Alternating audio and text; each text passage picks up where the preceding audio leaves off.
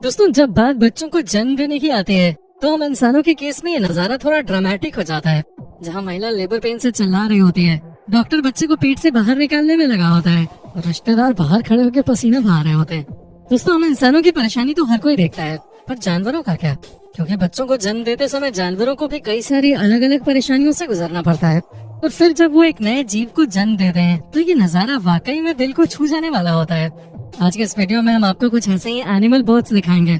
बस वीडियो में हमारे साथ इसी तरह बने रहिए और अगर अभी तक चैनल को सब्सक्राइब नहीं किया है तो फटाफट चैनल को सब्सक्राइब जरूर कर दें। स्टिंगरे। दोस्तों, स्टिंगरे समुद्र की दुनिया में पाए जाने वाले ऐसे जानवर हैं जो पूरी तरह से विकसित बच्चों को जन्म देते हैं। मादा स्टिंगरे एक बार में 5 से 13 बच्चों को जन्म दे सकती है, लेकिन इनका बर्थ गिविंग प्रोसेस मैमल्स की प्रेगनेंसी जैसा बिल्कुल भी नहीं होता। मादा स्टिंगरे अपनी प्रेगनेंसी के दौरान अपने योक सैक के जरिए एम्ब्रियो में न्यूट्रिएंट्स को अब्सॉर्ब करती है और फिर माँ अपने बच्चों को न्यूट्रिशियस यूट्रिन लिक्विड या फिर कह लीजिए कि मिल्क प्रोवाइड करती है। जब स्टिंगरे की प्रेगनेंसी का टाइम पूरा हो जाता है तो बच्चे अपनी माँ के शरीर में मौजूद सेल को धक्का देकर अपने आप को बाहर निकालने की कोशिश करते हैं और जैसे ही अपनी माँ के शरीर से निकल जाते हैं वैसे ही अपनी जिंदगी जीने के लिए पूरी तरह से स्वतंत्र यानी कि इंडिपेंडेंट हो जाते हैं और फिर माँ की अपने बच्चों की किसी भी प्रकार की कोई जिम्मेदारी नहीं होती। पांडा। अब आप खुद ही बताइए, भला इस बात पे कौन विश्वास करेगा कि विशालकाय पांडा के बच्चों का जन्म एक सेब के साइज में होता है। जी हाँ दोस्तों, जब मादा पांडा अपने बच्चों को जन्म देती है तो उसका साइज बहुत ही ज्यादा छोटा होता है। यहाँ तक कि बच्चा बहुत कमजोर होता है और उसे दिखाई भी नहीं देता। इसलिए मादा पांडा को अपने बच्चे के बड़े होने तक उसकी पूरी देखभाल करनी होती है, क्योंकि बच्चा वाकई में बहुत छोटा और कमजोर होता है जिसे अगर देखभाल न मिले तो मर भी सकता है। और पांडा की घटती आबादी में किसी भी बच्चे का जन्म के बाद मरना बहुत बड़ा नुकसान समझा जाता है। इसलिए मादा पांडा कई दिनों तक लगातार अपने बच्चे की देखभाल करते हैं, उसे किसी भी प्रकार का नुकसान नहीं होने देते और इस दौरान ये अपने बच्चे को 1 मिनट भी अकेला नहीं छोड़ते। फिर चाहे पानी पीना हो या खाना खाना हो, इनका पूरा फोकस अपने बच्चे को जल्द से जल्द विकसित करने पे होता है। व्हेल। दोस्तों, सबसे पहले तो आप जरा व्हेल के इस बच्चे का साइज देखिए। मतलब इस बड़े बच्चे को जन्म देना कितनी बड़ी चुनौती होगी, इसका अंदाजा आप लगा सकते हैं। अधिकतर मादा व्हेल अपने साइज से 1/3 साइज वाले बच्चों को जन्म देते हैं। हालांकि ग्रे व्हेल के बच्चे ब्लू व्हेल के बच्चों से हमेशा छोटे होते हैं। भले ही व्हेल विशालकाय मछली की तरह लगती है, लेकिन असल में ये मैमल्स होते हैं, यानी कि अपनी कोख में अपने बच्चे को रखते हैं और जिंदा विकसित हो चुके बच्चों को जन्म देते हैं। 9 से लेकर 16 महीने तक अपने बच्चों को कोख में रखने के बाद एक मादा व्हेल अपने बच्चे को पानी के अंदर जन्म देते हैं।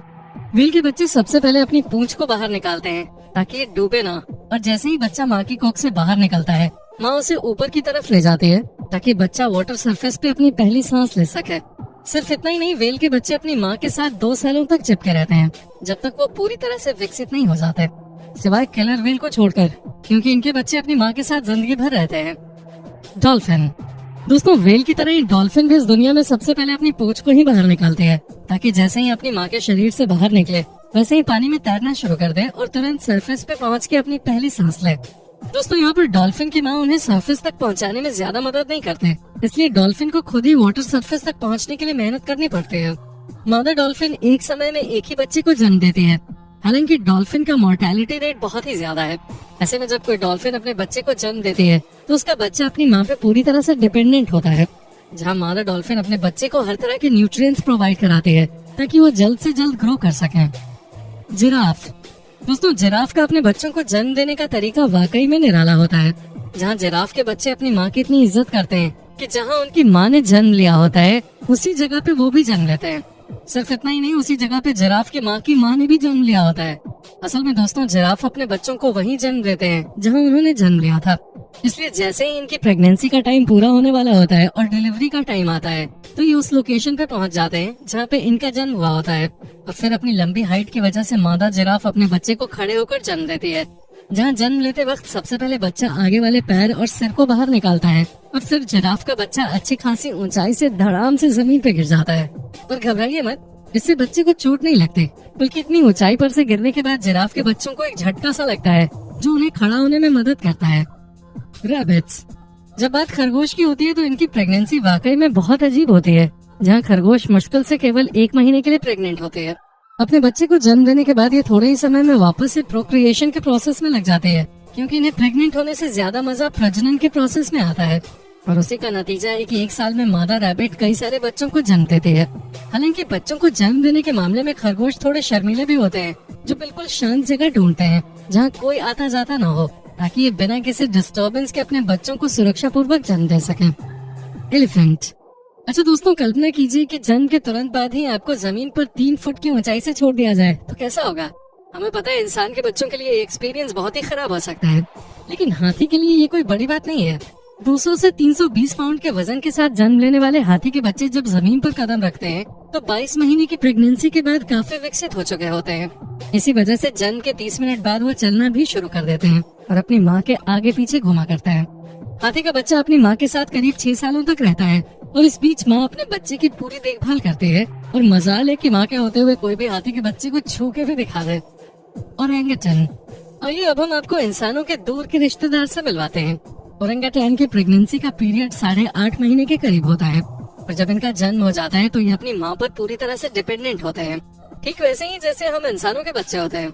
शुरुआत में इनके बच्चों के सिर को भी सपोर्ट चाहिए होता है क्योंकि इनकी गर्दन कमजोर होती है और उनको संभालना थोड़ा मुश्किल होता है।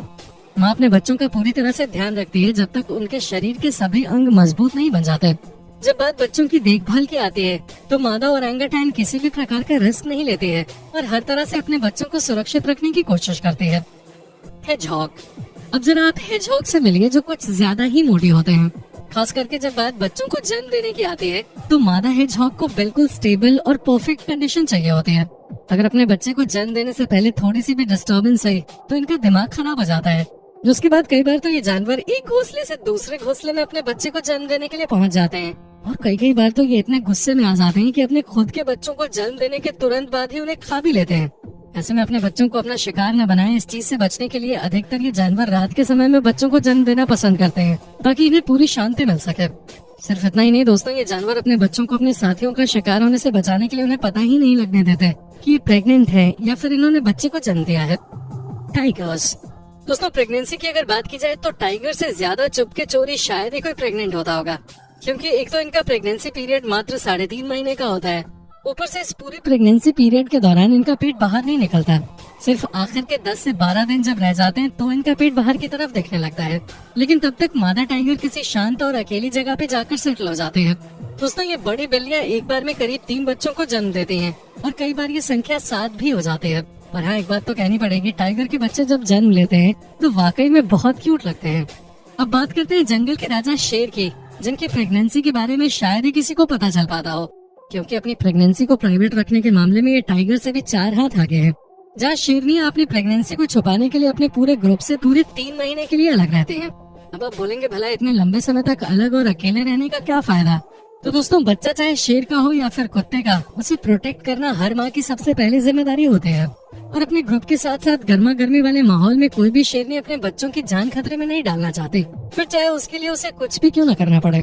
एक शेरनी के लिए उसके बच्चे बहुत ही ज्यादा जरूरी होते हैं।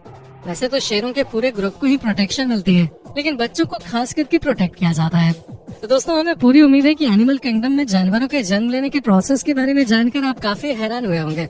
बाकी आपका इस वीडियो के बारे में क्या कहना है हमें कमेंट करके जरूर बताएं। और अगर आपको ये वीडियो पसंद आई हो तो अपने दोस्तों से लेकर रिश्तेदारों तक वीडियो को शेयर करना बिल्कुल भी ना भूलें।